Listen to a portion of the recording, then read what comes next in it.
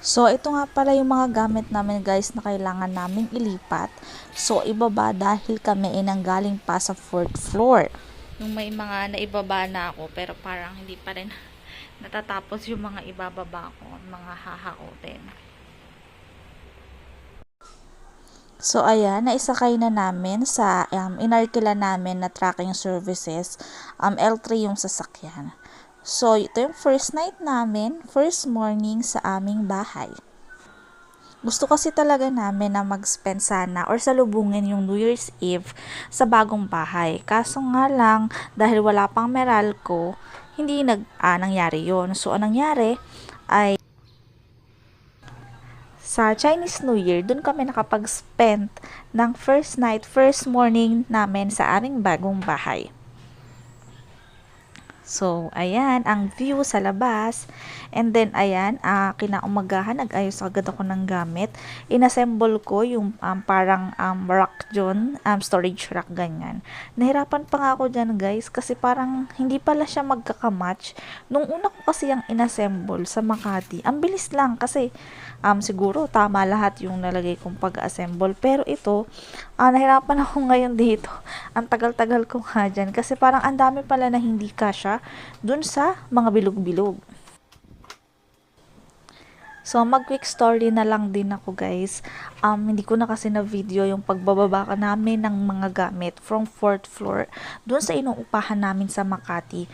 So, ilang araw ko na nilinis-linis yung mga gamit na ganyan, yung mga ililipat namin. Tapos before kami maglipat, ibinaba ko yung gamit na una akong magbaba nung mga gamit. Naghakot na kami at inilipat na yung mga gamit namin from Makati to San Pablo, Laguna. Tapos hindi ko na lang din na videohan yung pagbababa ng mga gamit, pati yung papasok dyan sa bahay, tapos yung pag-aayos nung ang mga gamit. At as in lalagay lang muna sa mga temporary areas nila. So, ayan, nahirapan nga ako magkabit niyang aming storage rack na yan. So, ayan, malapit nang matapos dyan sa part na yan, guys. Tapos, paglipat namin, napansin namin na meron na kaming water meter, submeter. Pero, hindi namin alam kung may tubig na. Hindi naman kami makapagtanong kasi walang office that time.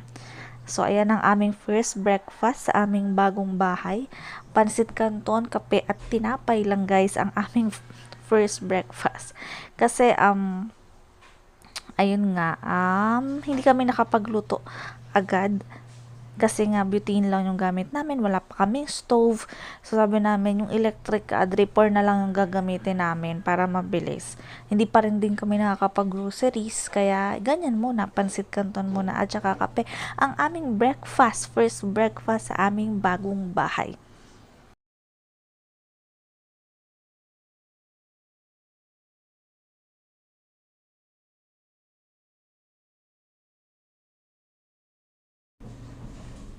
As in, napakadami namin dapat ayusin, linisin, pero dahil nga walang tubig, hindi pa namin masimulan. Then we found out nung nagpunta kami sa office na meron na palang tubig.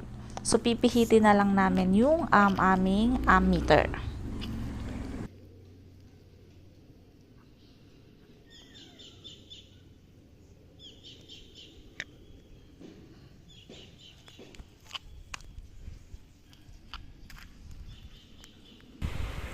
At dahil may metro na rin ng tubig, hindi na rin may iwasan na may mga problema na rin. Ayan, may mga leakage na sa lababo, sa shower. So, lahat yan ay i-connect pa namin sa aming developer.